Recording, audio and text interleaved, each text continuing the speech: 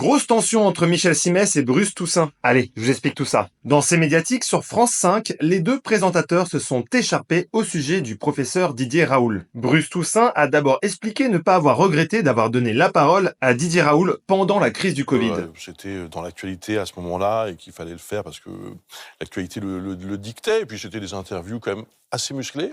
Aujourd'hui encore, donc plusieurs années après, il y a des découpes de cette interview qui circulent, etc., de ces interviews. Et on m'accuse de tous les maux de la terre, d'avoir osé dire des choses contre Raoult. Bon, il faut remettre un peu de contexte. À l'époque, Didier Raoult vantait les effets positifs de l'hydroxychloroquine pour lutter contre le Covid.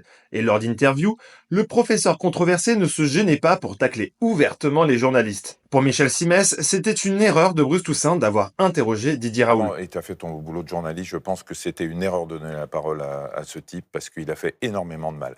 Et si on veut monter une chaîne santé... Juste un mot, sans polémiquer, à partir du moment où le président de la République en personne, en pleine épidémie de Covid, se rend chez le professeur Raoult pour expliquer qu'en gros, c'est lui qui a la solution, mon boulot de journaliste était de lui donner Il n'aurait jamais dû y aller. parole. Grosse erreur de la part de Macron.